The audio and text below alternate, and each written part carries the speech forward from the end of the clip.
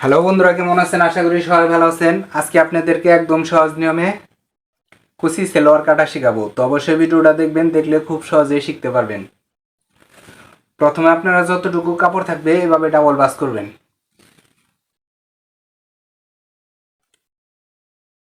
দেখেন, এখানে আপনার খোলা সাইডটা সামনে রাখবেন আর বন্ধ সাইডটা আপনার পাশে রাখবেন। এইভাবে ডাবল ভাঁজ করবেন যাতে বন্ধ সাইডটা এক পার্ট আরেক পার্টের উপরে একদম সমান থাকে। তারপর দেখেন, এই যে উপরের যে খোলা খোলা সাইডটা, এইখানে আপনার একদম সোজা করে দাগ কাটবেন। এই যে, তারপর এই সেলোয়ারের লং হবে 38। তো এখান থেকে 6 ইঞ্চি বাদ দিবেন। তো দেখেন, এই যে 38 ইঞ্চিতে দাগ কাটলাম। এখন আপনার এইখানে সোজা করে দাগ কাটবেন। এইখানে 1 স্কেল পরিমাণ বাড়তি নেবেন সিলির জন্য। তারপর এখানে 10 হবে, 10-এর অর্ধেক 5, এই যে 5 দিলাম। দেখেন, এই দাগের থেকে এই যে 6 ইঞ্চি উপর থেকে এখানে 14 ইঞ্চিতে দাগ কাটবেন, 14 কি 14.5। তারপর এটা হলো হায়ের মাপ। এই হায়ের এইখান থেকে দেখেন, এইখান থেকে এভাবে স্কেল ধরবেন।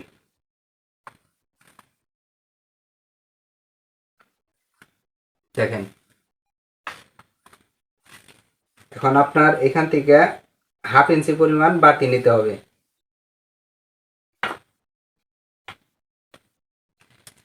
এখন এখানে আপনার উপরের যে সাইডটা এই যে সোজা করে কেটে নেবেন।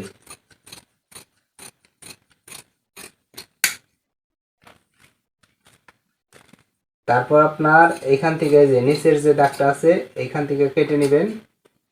এইখান থেকে আপনার এই যে বাইরের যে দাগটা আছে এই দাগ দিয়ে কাটবেন। তারপর এইখান থেকে এভাবে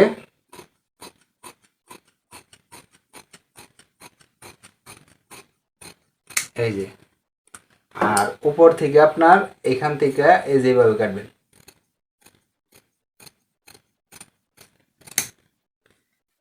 তারপর দেখেন, উপরের যে কোমর পাট সেটা এইখান থেকে নেবেন। দেখেন, এই যে এইখানে 4 ভাঁজে ভাঁজ করা আছে, এই প্রত্যেকটা পায়ের এইভাবে সমান রাখবেন। তারপর এইভাবে ঘোরাবেন। ঘোরানোর পরে এইখান থেকে আপনার 12.5 ইঞ্চি নিলাম, এইখান থেকেও 12.5, আর এইখান থেকে 8.5 ইঞ্চি, এইখান থেকে 8.5 ইঞ্চি। তারপর দেখেন, এইখান থেকে আর এই জায়গায় এইভাবে দাগ কাটবেন।